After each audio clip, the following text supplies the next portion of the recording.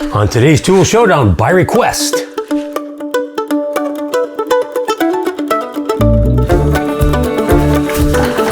Today on the Tool Showdown, you don't get just me, you get Benjamin along for the adventure today. One of you asked us if we could compare an electric router versus a router plane. So here we go. We're going to do this on a half lap joint. And a half lap joint is take one piece of wood, we cut half the board off of one side, half off the other. When we put them together, it'll join up and it'll give us a good glue surface right there. So those have got to be nice and perfectly flat. First thing we're going to do is we're going to get our handheld electric router set up for this, and we're going to turn it over. You notice I've got a flush cut bit down here. We're going to set this on there. We're going to open the back flap here on your side so you can see what we're doing there. Do we need? We're going to lower that just enough so that when we're touching that board, we can engage it just a little bit. Right about there ought to be good enough. Before we fire it up, can we get our ear protection on? Yes, we can, buddy. Put your ears on. Now, we've got the depth set. We're going to set it on there. Now we've got to plug this in. One of those electric routers, you got to plug it in. Always, always, always when you're plugging in your router, make sure you're holding it down before you plug it in. That way, if it just happens to be that the switch is on, it's not going to jump up and dance across the floor for us. So what we're going to do here, we're going to set this, and we've got our another piece over here that's the same height, so we can't rock back and forth. We can come across there. Let's clamp that down a little bit better. Hope that'll stay there. That's going to cut in there. Here we go. We're going to start with our router off of the piece. We're going to fire it up. We're going to clean that up nice and easy.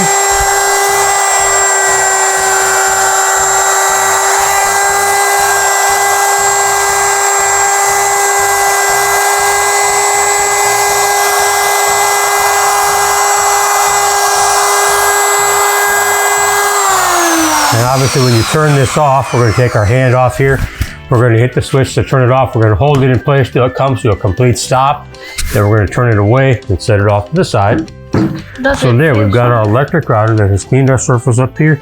And it's pretty good for as quick as we did that. Do we need Now we're going to roll over here to our router plane and basically do the same thing, except we're going to turn the lock on here. We're going to lower that blade, that cutter blade, until it just makes contact with our piece.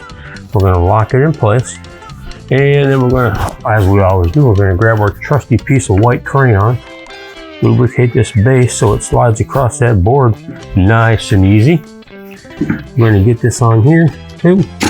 We got to get this a little bit tighter, buddy. So let's grab the other one over here, lock them down real good. Can't have it moving on us. Here we can just run this right in there like that. Clean that off nice and easy. It's taking the surface of the wood off. That's right. It's really neat how it does it. Yeah. And now we've got to adjust it down again. We can only take just a little bit off at a time with these. Let me move this over just a touch so it's out of the way. Ooh, we're taking off. Look at Oh, that. mercy. Look at that. That's just so Isn't that neat. cool how that takes that off of there? Yeah. That is so neat. Like, And when it comes to getting into this corner down here, we just slide that right up in there like that, and it'll take that corner out as slick as can be. Whereas with the handheld router, we can't get it quite that close. Let's lower it one more time. And what happens if you get it too close? well, with this one, we can control how close it's going to get into that corner. Yes, but what happens if you do it too much? Well, then it will cut into that corner. There, we're nice and straight all the way across here. So let's take this one. Let's pop these off of here. We've got this surface cleaned up. We've got this surface cleaned up. There would be what a half lap joint would look like. Now, obviously, we would clean it up and make it look nicer than that. But that's how you do part of it with a handheld electric router and part of it with an old-fashioned router plane. Cleans up that surface real nice. I hope that answers your question in terms of what the difference is between a handheld router and a router plane. Both applicable in the shop, both do a great job. It's a matter of, gets down to that preference again, which one you want to use.